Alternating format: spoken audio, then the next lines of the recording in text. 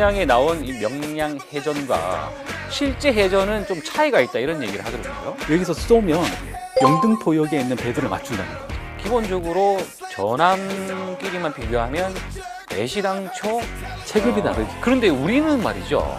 총이 없어요. 총에 해당하는 무기가 있었습니다. 한 시간의 IT 뉴스를 정리해드리는 위클리 2시간. 네, 자, 소셜리티, 이 소셜의 원조라고 하면 커뮤니티 아니겠습니까? 그렇죠. 여기에서 정말 숨은 고수들이 많아요. 숨은 고수. 네. 네, T트렌드 안드로이드만 가능합니다.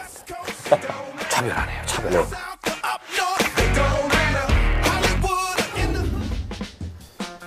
여러분 안녕하십니까? 티타임의 차종인입니다. 이 최근 영화계에 큰 이슈가 있죠.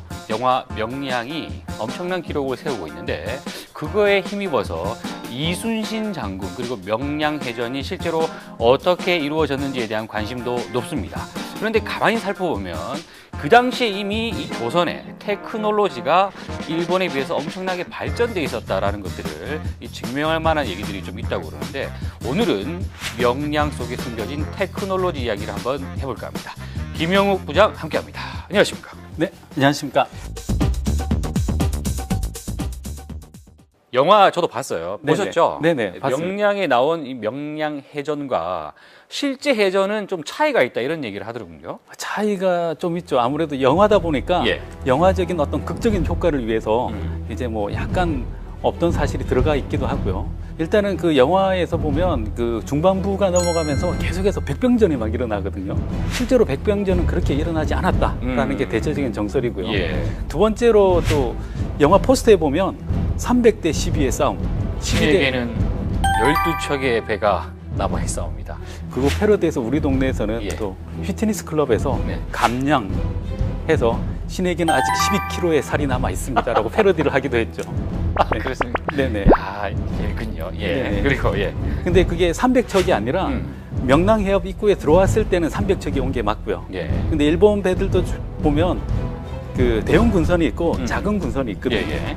근데 대형 군선은 명랑해협에 들어오기에는 너무 큰 거예요. 예. 입구도 좁고 물살도 세고 지형도 험하고 하니까 그 중에서도 이제 중급 되는 세키부네라는 배들이 주력함으로 들어왔던 거죠. 본격적으로 네. 하나하나씩 네네. 이제 키워드를 살펴봐야 되는데 첫 번째 키워드부터 한번 살펴보죠. 네, 첫 번째 키워드는 화포입니다. 화포다. 네네. 아하. 그때 당시는 이 화포 자체가 정밀하게 이렇게 쇠를 깎거나 하는 기술이 없었어요. 예. 그래서 대포알을 넣고 발사하더라도 이 화약의 힘이 대포알에 그대로 적용이 안 되고 옆으로 가스가 샜다는 거죠. 아. 그래서 우리나라는 심지를 꽂고 화약을 넣은 다음에 그 다음에 경목이라고 해서 나무를 깎아서 꼭 맞춘 나무를 하나 대고 그 다음에 포탄을 넣고 발사를 했다는 겁니다. 그래서 그때 당시에 우리나라 그 대포가 천지현황 이렇게 대형 화포가 네 종류가 있었습니다. 천자총통 뭐 이런 거? 그렇죠. 천자총통, 지자총통, 뭐 현자총통 이렇게 네 가지가 있었는데 예. 그 중에서 제일 큰 화포가 천자총통입니다. 예. 한 번 쏠 때 화약이 1.1kg 정도 들어가고요. 그리고 빵 쏘면 1.6kg에서 2.2kg 가까이 날아갔죠. 오, 멀리 날아가는군요. 그러니까 여기가 지금 KBS잖아요. 예. 여기서 쏘면 예. 영등포역에 있는 배들을 맞춰요. 오. 그리고 마포대교 남단을 때릴 수가 있었다. 그 사용할 수 있는 포탄도 여러 가지가 있었는데 그 대장군전이라는 게 있었습니다. 무게가 한 30kg 정도 되는 나무 화살이 있었고 예. 비행을 안전하게 날아가기 위해서 안정시키기 위해서 날개가 이렇게 붙어 있었어요.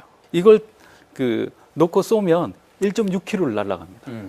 일본은 아예 없었다? 일본 같은 경우는 화포가 있긴 있었으나 예. 뭐 직접 제조할 능력도 없었고 해서 수입해다가 쓰는 수준이었기 때문에 예. 일단은 그 하포 위주의 화력전에서는 일단 날렸다는 거죠. 그리고 또 영화에서는요, 우리가 뭘 쐈더니 갑자기 이렇게 파편화되면서 쭉 빵 날아가더라고요. 터지는. 네네. 그게 조란환이라고 하는 그러니까 새알이죠. 새알 크기의 이 쇠공들을 발사를 하는데 천자총통 같은 경우에는 400개를 거기다가 집어넣고 예. 그러니까 먼저 화약을 넣고 경목을 대고 조란한 400개를 거기다가 집어넣는 거죠. 그리고 한 번에 빵 쏘는 순간 그 앞에 있는 게 남아나지가 않았죠. 자, 그리고 두 번째 키워드가 요게 제가 좀 관심이 갑니다. 그러니까 뭐 움직이는 성이다 이렇게 네네. 얘기하거든요. 판옥선. 판옥선이에요. 어떤 내용입니까? 그 우리나라가 굉장히 그 외구들의 침략이 굉장히 잦았습니다. 그래서 결정적으로 삼포배란 같은 걸 겪으면서 일본 배들하고 경쟁을 해야 될 필요가 있었고요. 예. 그래서 명종 때 배를 새로 우리나라 기술로 배를 한 척 지어내는데 그게 판옥선입니다. 아, 그래요? 그래서 판옥선은 이렇게 3층 구조로 되어 있고요.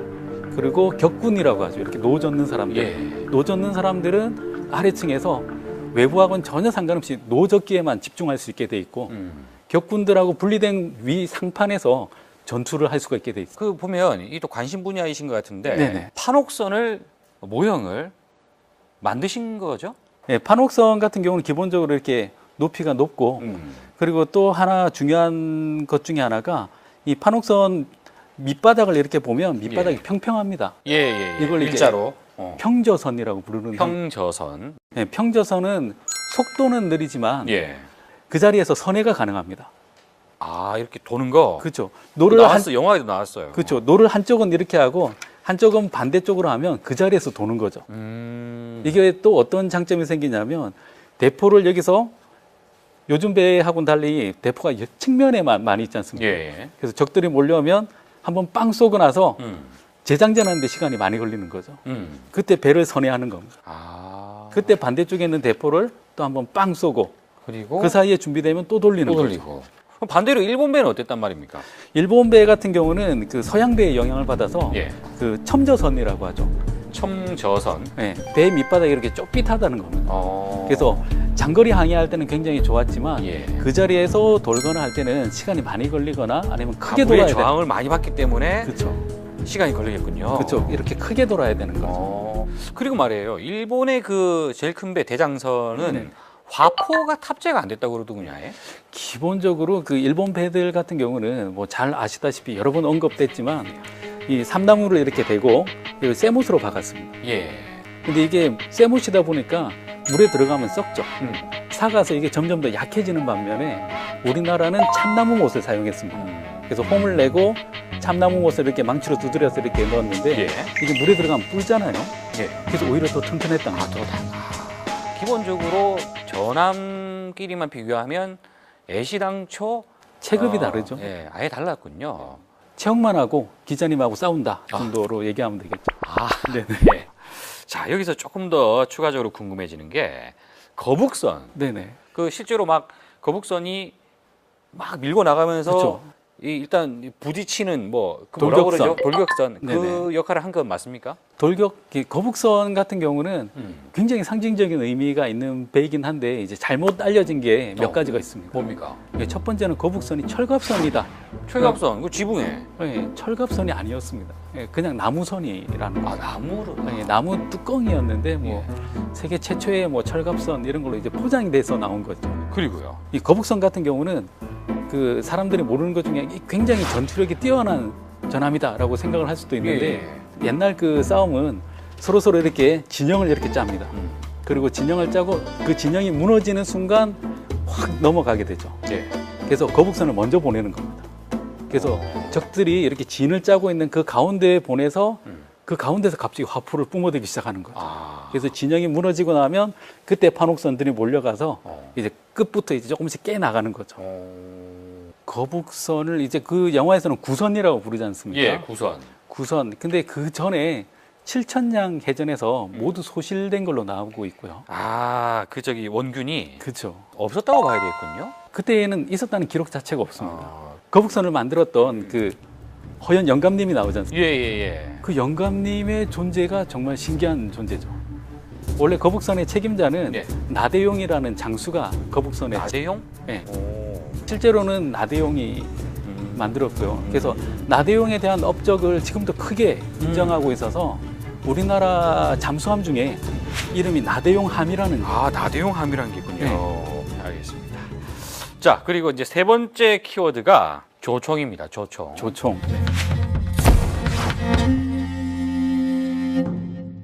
그 일본 왜군을 보면 정말 멀리서 정확하게 쏘는 것처럼 나와요. 가능합니까? 일단은 그 조총의 사거리가 정확하게 맞추려고 하면 50m에서 많이 잡아줘야 80m 정도까지가 유효 사거리라고 봅니다. 50m에서 80m? 네네. 그러면 아예 말이 안 되는 건데?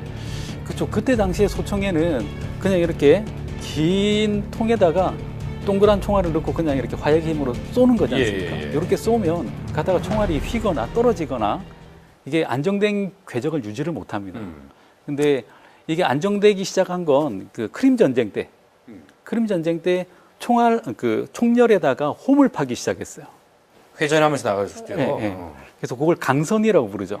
그래서 강선을 쓰면 총알이 이렇게 날아가면서 뱅글뱅글 도는 거죠. 그래서 강선이 들어가면서 약 거리가 360m까지 정확하게 날아가기 시작하는 거죠. 그런데 우리는 말이죠. 총이 없어요. 그 영화를 네네. 보면. 없습니까, 원래? 없었습니까? 총에 해당하는 무기가 있었습니다. 일단은 뭐 가까이 오기 전에 이미 화포로 어느 정도 다 끝장나 있는 상태였는데 예. 가까이 왔을 때도 우리는 총 역할을 하는 걸 쏠 수가 있었습니다. 뭡니까, 그게? 그게 승자 총통이라고 하는 거죠.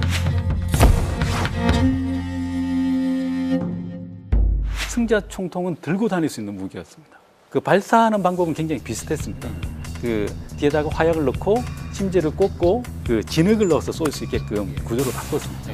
그다음에 불을 붙이고 이렇게 빵 쏘면 이게 150m까지 날아가서 사람을 살상했다는 거죠. 그걸 의도하고 만들었다는 얘기인가? 그걸 의도했죠. 왜냐하면 그게 그 조선시대의 화포의 가장 핵심적인 기술 중에 하나입니다. 자, 알겠습니다. 그러면요, 이 명량 이야기를 했는데 이 이야기를 통해서 우리가 지금 현재 IT 어떤 교훈을 얻을 수 있을까? 어떻게 보십니까? 그 2014년 우리나라를 봤을 때는 모바일 산업에서 굉장히 앞서 나가고 있다라고 볼 수 있죠. 핸드폰도 많이 팔고. 근데 그게 어떻게 보면 글로벌 벤더들과 그리고 또 후발주자의 뭐 중국산까지 생각을 했을 때 그야말로 12대 133의 전투였다는 거죠. 그런데도 우리가 크게 승리를 했다. 그래서 우리는 명랑해전을 일단 잘 치러냈다라고 보고 있는데 이제 스마트 디바이스의 그 다음 버전이 뭘까라고 봤을 때 사물 인터넷 시기에는 명랑해전이 일어나지 않게끔 이미 다 이겨놓은 싸움을 할 수 있는 한산도 대첩이 계속 이어질 수 있게끔 그렇게 되었으면 좋겠다라는 생각이 듭니다. 그러기 위해서는 어떻게 해야 될까요? 계속 열심히 해야죠. 지치면 안 되고. 어쨌든 오늘 명량을 통해서 그 안에 어떤 그 테크놀로지가 들어가 있었는지를 뭐 짧은 시간 좀 살펴봤습니다. 네네. 굉장히 재밌고 신기한 이야기들이 많았군요. 찾으면 찾을수록 고구마 줄기처럼 더 많이 나올 겁니다. 네. 자, 오늘 이야기 하신다고 대단히 고생하셨습니다. 고맙습니다. 네, 감사합니다.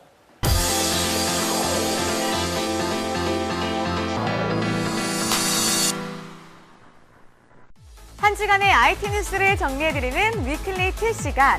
긴 연휴 끝에 찾아온 부흥성한 IT 이슈, 티타임과 함께 스마트해질 준비 되셨나요? 오랜만에 만난 친척 어른들, 이제는 거의 그분들도 스마트인이 되셨다고 하는데요. 노년의 얼리 어답터랄까요? 방송통신위원회와 한국인터넷진흥원에 따르면 인터넷과 스마트폰 보급이 급속히 확산되면서 50대 인터넷 이용률이 2008년 48.9%에서 지난해 80.3%로 급증했다고 하는데요. 60대 이상에서도 같은 기간 19%에서 26.8%로 증가하며 중년층과 노년층의 인터넷 이용이 크게 늘고 있는 것으로 나타났습니다. 이 기간 30대는 98.6%에서 99.7%, 20대는 99.7%에서 99.9%로 소폭 늘어났습니다. 남녀노소가 따로 없는 인터넷 왕국 대한민국. 단절된 세대 간의 인터넷으로 소통하는 건 어떨까요? IT계의 핫 이슈. 애플이 소문으로만 무성했던 새로운 제품들을 드디어 공개했습니다. 아이폰 6와 아이폰 6 플러스, 그리고 웨어러블 기기인 애플 워치가 바로 그 주인공인데요. 아이폰 6의 가장 큰 특징은 화면 사이즈의 변화입니다. 소문대로 4.7인치, 5.5인치 두 가지 크기로 소개됐는데요. 하지만 커진 크기와는 다르게 제품 두께는 더 얇아졌고 성능 또한 크게 빨라졌다고 합니다. 1차 출시국에 한국의 이름은 빠졌지만 아이폰 6 시리즈의 VOLTE 지원으로 LG U 플러스를 포함한 2통 3사 모두에서 사용 가능해진다는 기쁜 소식도 있네요. 더불어 함께 공개한 스마트 시계 애플 워치. 패션 액세서리라는 점을 강조하며 와치 에디션, 스포츠, 일반 등 3개 에디션으로 나눠지며 2가지 사이즈로 구분했습니다. 둥근 사각형 모양의 사파이어 글래스를 적용, 디지털 클라운이라는 다이얼을 측면에 배치해 화면의 크기를 자유롭게 조정할 수 있으며 심박 측정 등 건강관리 기능으로 더욱 기대가 되고 있는데요. 한편 애플은 이날 모바일 결제 시스템인 애플페이와 iOS 8의 완성된 버전을 공개하며 애플의 역습, 그 시작을 알렸습니다. 이파를 통해 삼성에서 발표한 갤럭시 노트 4, 그리고 일주일 뒤에 발표된 아이폰 6. 2014년 하반기 스마트폰 업계의 영원한 맞수, 삼성과 애플의 본격 전쟁이 시작됩니다. 여러분의 선택은요? SNS는 사람의 뇌에 어떤 영향을 미칠까요? 생활과학 전문 블로그인 에이셉 사이언스는 최근 공개한 유튜브 영상을 통해 인터넷 사용자들 중 5에서 10%가량은 자신들이 얼마나 많이 스마트폰 화면을 보는지를 통제할 수 없다고 밝혔습니다. 전문 용어를 빌리자면 분해성 이방성을 감소시킨다는 것인데요. 뇌 약물이나 술과 같은 중독 현상을 일으킨다는 것입니다. 과도한 소셜미디어 사용자들은 행동장애를 유발할 수 있으며 멀티태스킹 능력이 오히려 떨어질 수 있다고 지적한 것인데요. 물론 소셜미디어가 무조건 나쁘다는 것은 아니지만 과도한 사용이 뇌의 판단을 흐리게 할 수도 있다는 점 알아둘 필요는 있겠네요. 어떤 형태로든지 대화할 수 있는 건 좋지만 얼굴을 맞대고 대화하는 습관을 들이는 건 어떨까요? 여러분은 지금 어떤 표정으로 소정이와 대화하고 계신가요? IT로 시작하는 스마트 그린라이트 티타임. 여러분의 스마트한 생활을 위해 위클리티, 다음 주 더 알찬 소식으로 돌아올게요. 안녕!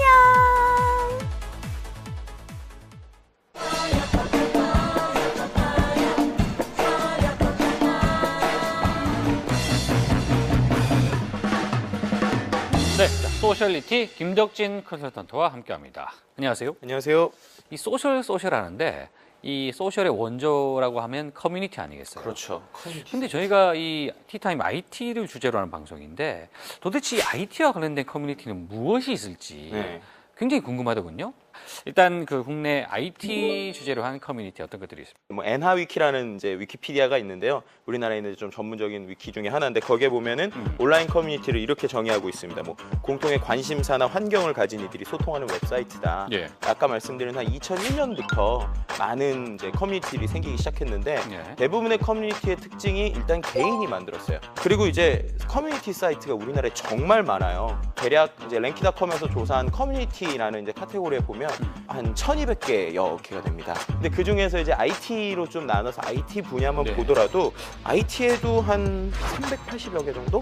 네. 그렇게 많아요? 네, 상당히 많은 커뮤니티가 있죠. 저는 거의 모르는데. 그러니까 그 커뮤니티라는 게 참 재밌는 것 같아요. 그만큼 이제 상당한 마니아층을 포진하고 있거나 또 전문가들이 많이 있는 곳이 이런 커뮤니티라고 할 수 있는데요. 예. 이제 탑랭크 순으로 볼 때 이제 우리나라 IT 커뮤니티 간단한 게몇 개를 보면 예. 일단은 이제 휴대폰 그리고 많은 사람들에게 이게 지름신이라는 단어를 이제 좀 우리에게 많이 익숙하게 한 사이트가 있어요. 이제 뽐뿌라는 사이트가 있습니다. 또 이제 스르륵이라고 또 많이 불려요. 이제 디지털 카메라나 이제 관련되신 분들은 이 단어가 뭔지 다 아실 거예요. SLR 클럽이라는 곳이 있습니다. 어떻게 보면 IT 전문 기기들을 모두 다 다루는 커뮤니티를 보나 뭐 클리앙 등 파코즈나 아니면 이제 리뷰를 전문적으로 하는 뭐 얼리 어답터라든지 다양한 사이트들이 있고요. 이제 우리나라에 있는 전문 커뮤니티들은 단순히 그냥 그들의 친목 도모가 아니라 정보를 얻을 수 있는 가장 또 빠르고 또 중요한 포인트 중에 하나라고 볼 수 있을 것 같습니다. 그렇군요. 자, 이렇게 많은 커뮤니티가 있는데 네네. 그중에 어쨌든 좀 화제가 되는 이슈를 간혹 만들어내는 네. IT 커뮤니티들이 있단 말이에요. 그렇죠. 이런 커뮤니티들은 어떤 것이며 어떤 이야기들이 나옵니까? 가장 먼저 많이 볼 수 있는 이제 커뮤니티의 형태가요. 이제 제품 리뷰나 후기를 중심으로 하는 사이트예요. 예. 또 그 외에 이제 휴대폰, 구매 관련 정보들이 모여 있는 커뮤니티들도 있고요.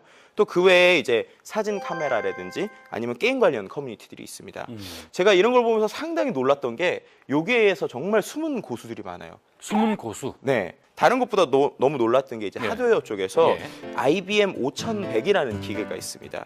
그 기계 뭐냐면요. 최초의 휴대용 컴퓨터예요. 근데 제주도에 넥슨에서 이제 컴퓨터 박물관이 있잖아요. 예. 근데 거기에도 없는 제품입니다. 그런데 이거를요. 네. 우리나라에서 고등학생이 어. 미국에서 직접 공수를 해왔어요. 그런 것들을 저는 이제 단순히 덕후라고 치부하기에는 너무 전문가이기 때문에 아, 정말 그들의 분야도 인정해줘야 되는 것이 아닌가라고 할 정도로 정말 새롭고 놀라운 것들이 많이 있었습니다. 그러니까 그런 커뮤니티를 잘 파면 네. 잘 파고 들어가 보면 정보들이 나온다는 얘기잖아요. 그렇죠. 네, 일단은 커뮤니티라는 게 아까 말씀드린 대로 초반에는 자신들의 특정 분야의 사람들만 모였어요. 그런데 그런 것들이 이제 커지잖아요, 사이즈가. 그럼 이제 다양한 이슈에 대해서 사람들이 관심이 있고 또 이제는 기술들이 계속 바뀌다 보니까 자신들이 원래 좋아하던 것만 할 수 있는 커뮤니티가 안 되게 됩니다. 가장 핵심이 되는 것 중에 하나가 바로 이 자유 게시판입니다. 뭐 예를 들어서 아까 말씀한 클리안 같은 경우 이제 모두의 공원이라는 이제 커뮤니티가 있는데요. 예. 근데 거기에는 정말 모든 것이 올라와요. 또 이제 아까 뭐 말씀드린 SLR, 이제 SLR 클럽 같은 경우에도 거기에 나와 있는 자유 게시판만 보더라도 거기는 정말 우리나라의 전체 돌아가는 시세를 다 알 수 있어요. 네, 그래서 여러 가지 뭐 어떻게 보면 정치적인 이슈, 또 연애 이슈, 뭐 TV 이슈 등등등이 다 나오는 등 예. 자유 게시판을 통해서 여러 가지 활동들을 볼 수 있는데요. 예. 그리고 아까 말씀드린 대로 같은 성향을 가지고 있는 사람들이 보이잖아요. 그러다 보니까 그 대화가 상당히 재미있는 방향으로 흘러가게 됩니다. 뭐 예를 들어서 이런 것들이죠. 우리가 예전에 온라인에서 봤고 또 오프라인으로 갔었지만 혹시 예전에 기억하시는지 모르겠는데 그 24인용 텐트라는 거 혹시 기억나세요? 뭐 그냥 텐트 아닙니까? 24인용 텐트가 뭐냐면요. 과거에 이제 한 커뮤니티 SLR 클럽에서 이런 게 있었어요. 군대를 갔다 온 사람들이 이제 얘기를 하는 거예요. 예. 군대를 갔다 온 사람 중에 한 명이 야, 24인용 텐트는 혼자서 못 친다. 근데 어떤 사람이 이런 얘기를 하는 거예요. 칠 수 있다. 난 칠 수 있어. 된다. 그랬더니 아유, 뻥치지 마라. 너 군대도 안 갔다 온 거 아니냐. 막 이러면서 사람들이 댓글 달기 시작하는 예. 거죠. 그랬더니 정말로 이 사람이 난 진짜 할 수 있어. 할 수 있어. 그래서 그게 소셜 파티로 이어지는 때가 있습니다. 또 이제 아까 말씀드린 매니아층에서 이런 이야기를 좀 많이 하는 게 있어요. 이제 없어서 한번 만들어봤습니다. 그 중에서 좀 놀라웠던 게 네. 예전에는 우리가 오락실이라는 게 많았잖아요. 그렇죠. 근데 최근에는 오락실이 없어요. 예. 네, 그러다 보니까 이제 오락을 하고 싶은 사람들이 있잖아요. 그런데 그런 걸 이제 컴퓨터로 할 때는 그 맛이 안 난다는 거죠. 그래서 없으니까 직접 게임기를 만듭니다. 아, 오락실 게임기를 직접 만든다고요? 오락실 게임기를요, 직접 그것도 전문가가 아니고요. 예. 회사를 다니시는 분이 퇴근하고 틈틈이 만듭니다. 예, 저도 한번 빠져보고 싶다는 생각이 드는데 네. 자, 이런 커뮤니티에 대한 뭐 소셜상의 의견들이 있습니까? 네, 일단은 SNS에서 커뮤니티를 바라보는 눈빛들이 다양한 것들이 있습니다. 첫 번째로는 아까 말씀드린 대로 와, 이런 전문적인 정보를 찾기에 참 좋은 곳이다. 예를 들어서 뭐 좀 더 깊은 정보를 알기 위해서는 그 관련된 커뮤니티 알면 가장 잘할 수 있다는 거죠. 그리고 또 그 자기들 분야에 있는 사람들끼리 친한 사람들이 있기 때문에 일종의 친목을 다지는 데 좋다라는 분위기가 있었고요. 이제 반대로 친목이 너무 심해져서 그들이 싫어하는 단어가 있습니다. 바로 친목질이라는 겁니다. 아까 말한 정보 게시판들 있잖아요. 근데 정보 게시판에 정보와 전혀 상관없이 친목을 위한 글들이 올라오는 거예요. 그러다 보니까 이런 것들이 결국에는 커뮤니티를 망하게 하는 지름길이다라는 이야기도 있었고요. 또 두 번째로 이제 부정적인 의견을 보이신 분들이 우리가 알고 있는 일종의 찌라시 정보나 예. 아니면 좀 야한 것들 있잖아요. 네. 그런 것들을 가장 빨리 찾을 수 있는 게 바로 이 커뮤니티라는 겁니다. 어떤 일종의 안 좋은 정보들까지도 빠르게 되기 때문에 이런 커뮤니티라는 게 좀 일종의 B급 문화라고 치부하기도 좀 안 좋은 문화들 역시도 너무 빨리 가는 것이 아닌가라고 하면서 커뮤니티에 대해서 반대적인 의견을 보이신 분들도 있습니다. 그렇군요. 자, 장점도 있고 단점도 있고 어쨌든 네. IT 커뮤니티라는 걸 뭐 우리가 아예 내몰라라 할 수도 없고 그렇죠. IT에 관심 있는 사람들이라면 한 번쯤 관심을 갖고 이렇게 쭉 살펴보는 것도 나쁘지 않다는 생각을 하게 되네요. 네네. 예. 오늘 이야기하신다고 대단히 고생하셨습니다. 고맙습니다.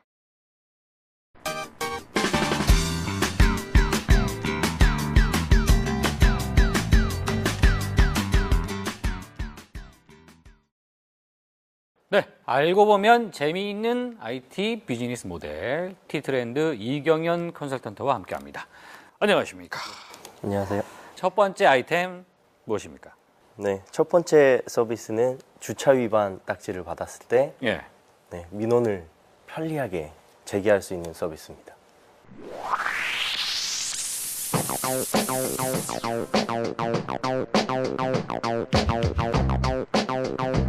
주차 위반 딱지를 받았을 때 민원을 제기한다? 네, 무슨 말입니까? 저희가 받았던 범칙금 딱지 그 영수증을 네. 모바일로 사진을 찍어서 픽스드라는 그 서비스에 있는 전문가들에게 예. 송부만 하면 예. 그 전문가들이 대신 민원을 제기해주고 성공 수익료를 받는 형태입니다. 그래서 잘못 주차를 주차 요금이 부과됐음에도 예. 불구하고 네, 민원을 제기하기가 굉장히 까다롭고 일반인들은 해보지 않았던 일이기 때문에 원화로 따지면 한 5만 원에서 한 8만 원 사이에 돈이 부과가 되는데요. 그 정도를 포기를 할 수도 있지만 쉽게 민원을 제기할 수 있다고 한다면 절약을 할 수 있고. 그러니까 저는 자꾸 지금 우리나라 위주로만 생각을 하다 보니까 네. 와, 굳이 뭐 이렇게까지 할 일이 있나라고 했는데 실제로 이 미국 같은 경우는 네. 주차 대란이 많으니까 물론 서울도 마찬가지예요, 그죠? 네, 맞습니다. 이용 비용은 어떻게 됩니까? 이용 비용 같은 경우에는 이제 민원을 제기해서 네, 무효가 되지 않은 경우에는 수수료가 전혀 없습니다. 오. 성공했을 때만 성공 보수로 25%의 돈을 수수료로 받아가게 주차 됩니다. 요금이 25%. 네, 한 8만 원이면 한 16,700원 정도를 네, 이제 한 내는 2만 거죠? 원 정도 가까이 되는 예, 예. 거예요. 그렇군요.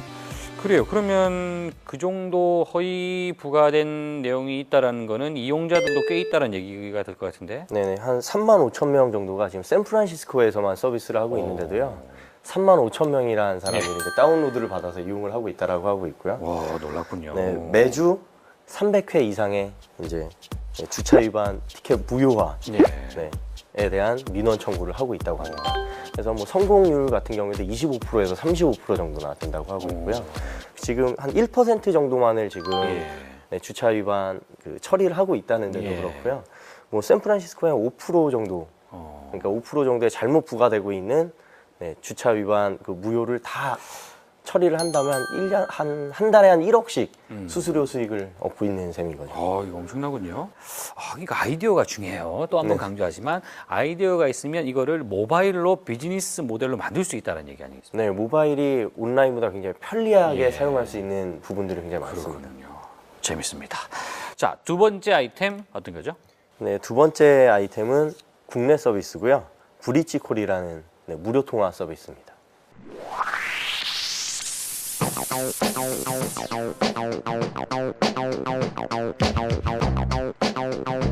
무료 통화 서비스는 너무 많아요, 지금. 네, 굉장히 많습니다. 뭐 새로울 게 없습니다만 뭡니까?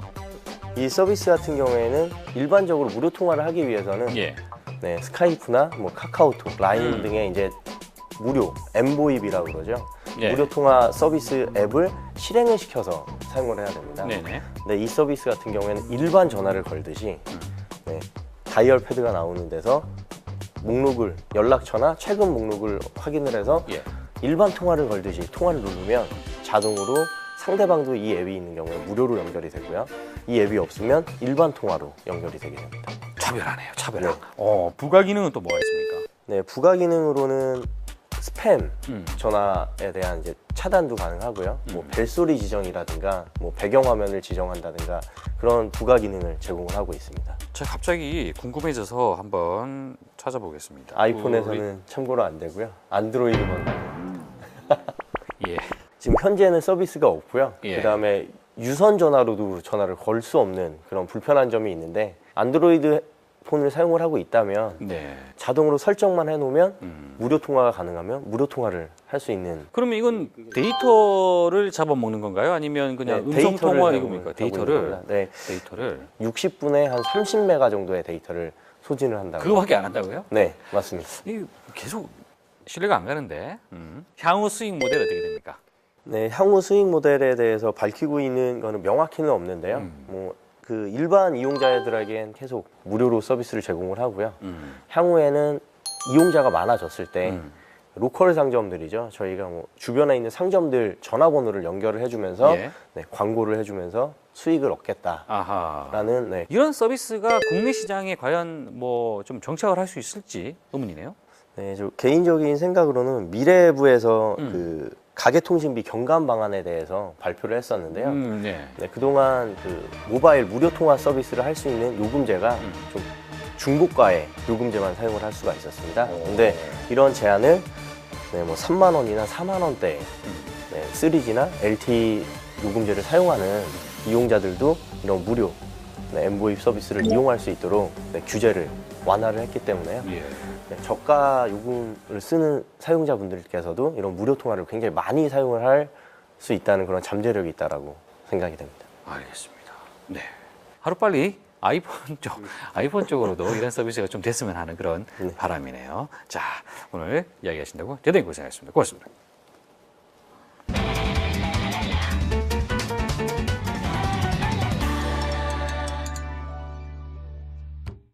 네, 티타임 오늘은 영화 명량 속에 숨겨진 테크놀로지 이야기 무엇이 있는지 한번 살펴봤습니다. 조선시대부터 이 대한민국이 테크놀로지 이렇게 많은 기술, 이렇게 과학이 많이 발달되어 있었다는 것을 새삼 느끼게 하는 그런 시간이 아니었나 생각합니다.